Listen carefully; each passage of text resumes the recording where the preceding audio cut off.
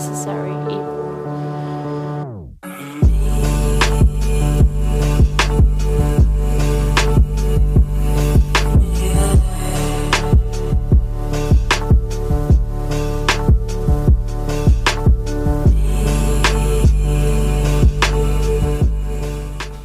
What is up, ladies and gentlemen? Little Town Guy here, currently coming to you from a hotel in the middle of London, sitting here relaxing after a long hard day of work, running back and forth through the city centre of London, meeting people left, right and centre. It's just been such a hectic day. I haven't had time to vlog.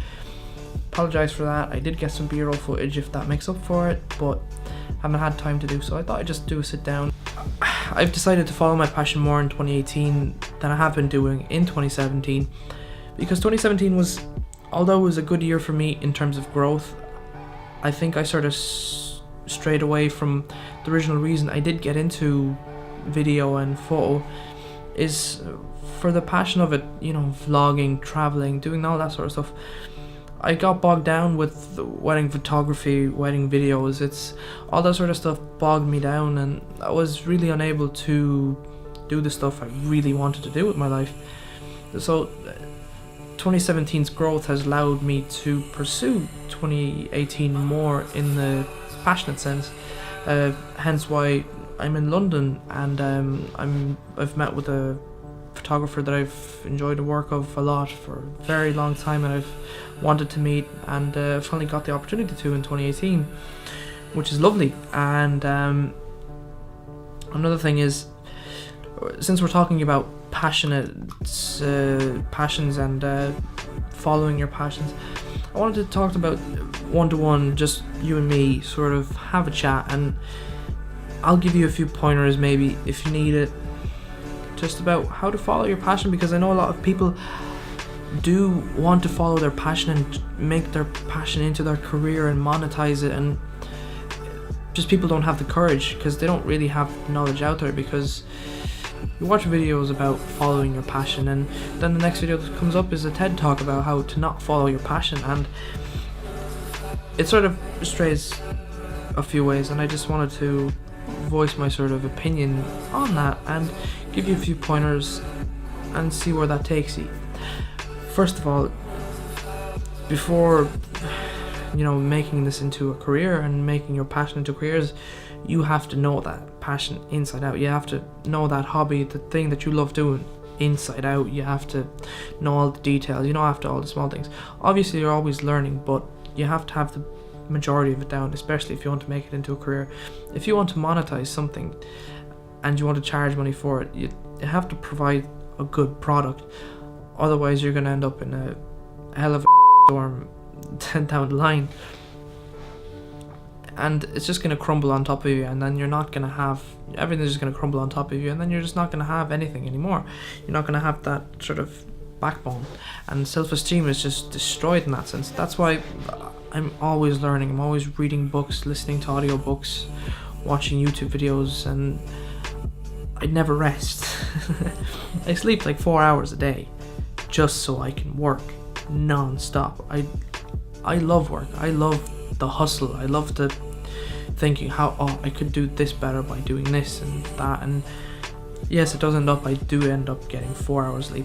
In this instance, I haven't slept in 36 hours or so, and I don't mind it. I know I'm tired today, and I've been running around all day around London, but I love that. I love the feeling of doing something.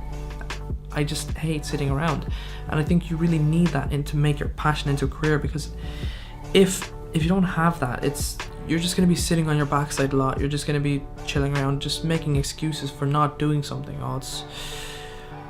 It's not the right weather for it, that's not the right environment, or we'll do it tomorrow, it's raining today. You know, it's that sort of stuff, putting it aside. I don't care if it rains. I shot my first vlog, and turns out the mic was disconnected the whole time, and it was annoying to me, but now I've decided to come to London and shoot this little series and talk to people about following their passion fully, which brings me back to meet new people. 2018 for me is about meeting all these new people and and making new contacts and just hearing all these new insights and new perspectives on life and my sphere of what I do in my creative work. I love meeting, people that are more talented than me, that I can absorb more knowledge from. I never like being the most knowledgeable in the room. I always want to learn something. I always want to capture something. I never rest. Again, it comes back to that. I never rest. Another thing I want to talk about is don't be afraid to ask. Lots of people are afraid to ask nowadays, and I just have to say that most of the stuff that I've achieved in my career and my sort of, transition from hobby to career has been through asking, sending Facebook messages, sending emails.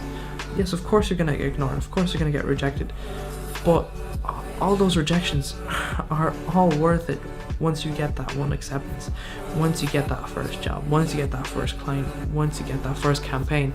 The rejections don't matter anymore, and you get picked up on the hype of getting jobs, and then once one job comes in, 2 more come in after, and then after those 2, 4 come in, and it just creates this sort of environment where you're always working. And I personally love that, and I think you need that if you want to follow your passion into a career. You need to be able to not sleep to make this a career, because if you sleep, you're not working.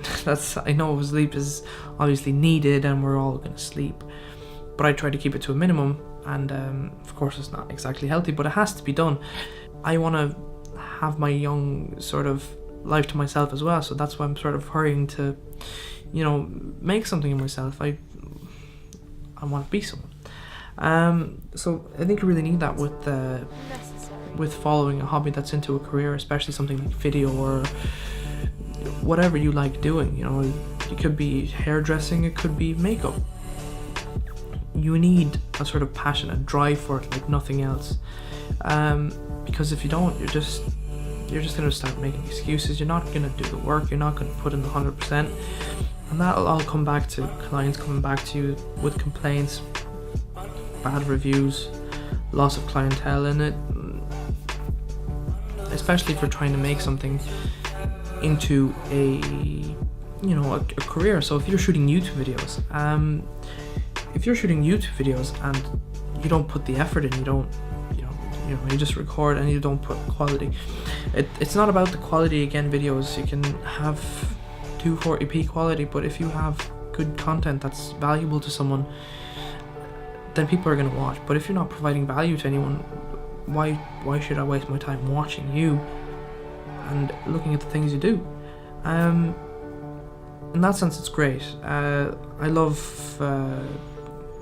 turning this, I'm obviously a long way away from being one of those photographers, videographers that charges $20,000-$50,000 a day, but it's obviously something that's gonna happen eventually, and I believe so, and I'm gonna put the work in until it does happen, and I'm not gonna rest until it does, because when you're sleeping you miss opportunities. I think and I've listened to motivational speakers and people in the area that I work in that I really admire. They will always go that extra mile, and I think it's about going that extra mile. If you go that extra mile and provide more value to someone, I think they're just going to stick around, and in that sense you're going to be able to make your hobby into your career. Because, for example, wedding films, if you're just shooting a standard wedding film and you're not putting effort in, you're not putting the extra mile in, yeah, you'll make a living, and you'll be local, but you're not going to have a name out there like, oh, he's the best. But if you start going that extra, if you show up a day early, you check out the locations, you go that extra mile with the couple, discuss exactly what they want done, just being extra nice. Just an example, but going an extra mile with anything, YouTube videos, whatever, just it makes so much of a difference. It's not even funny. And I've noticed that myself personally, and that's why I've been trying to put that extra mile in.